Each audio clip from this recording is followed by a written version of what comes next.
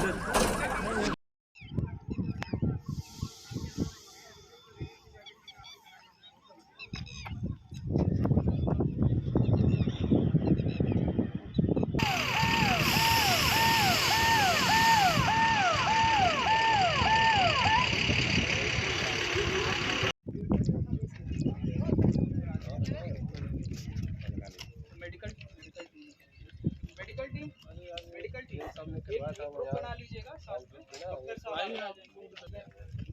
आइए सर, हम लोग बीच में आ जाएं तो ज्यादा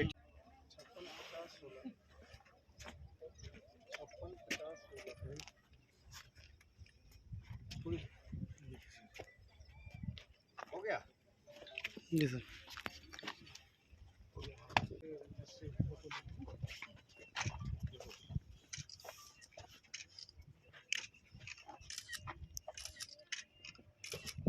ऐसे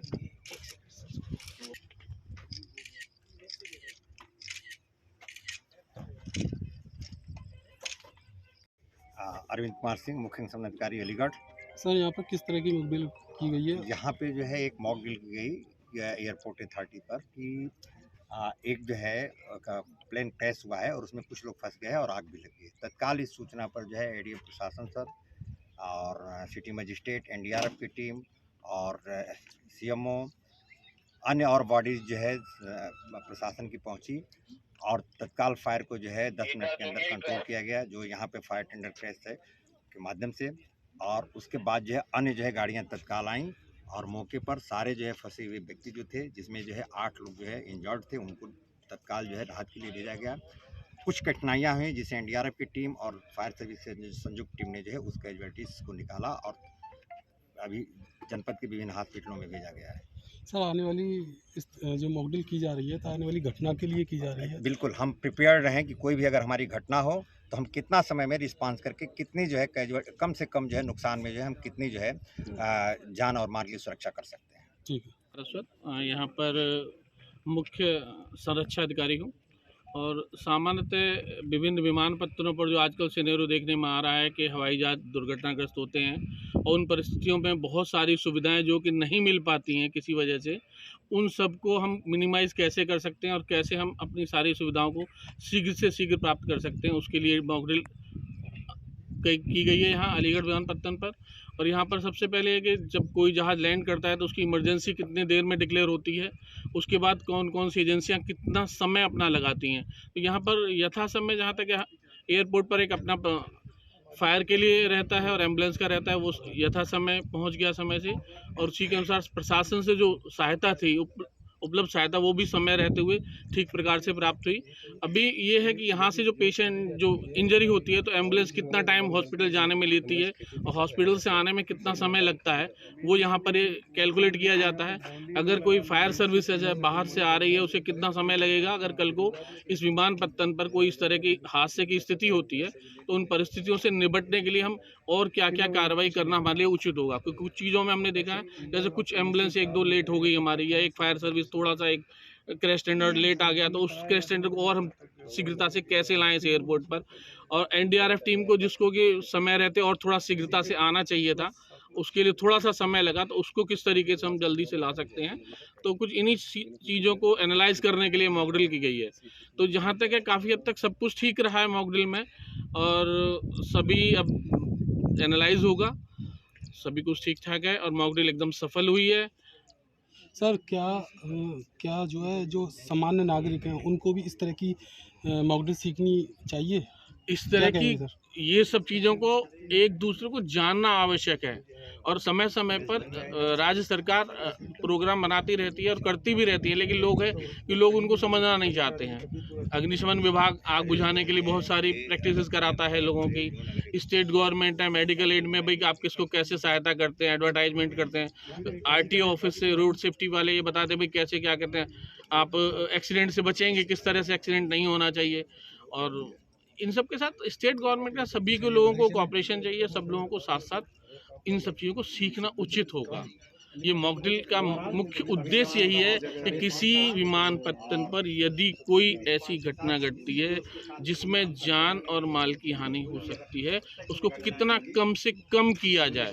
तो इस परिस्थिति में जैसा कि आज यहाँ पर मॉक ड्रिल हुई है, और जो हमारा टाइम स्लॉट आया है एम्बुलेंस पहुँचने का या फायर सेक्शन पहुँचने का या और कोई एनडीआरएफ की हमारे पास एड होने का, वो बहुत ही अच्छा टाइम निकल कर क्या है, जो विद इन टाइम है। मतलब ये हमारा टाइम आपका 10 मिनट के अंदर अंदर का है हमारी इमरजेंसी डिक्लेयर होने का, जो किसी भी स्टेशन के लिए एक बहुत अच्छी बात होती है। क्योंकि इसमें सबसे अच्छा पहलू ये है कि हमारा अलीगढ़ ज़्यादा दूर नहीं है। यहाँ पर जो सिटी है अलीगढ़, वो सिटी यहाँ से मात्र 8 किलोमीटर है। फायर सर्विसेज हमारे यहाँ से 10 किलोमीटर दूर है।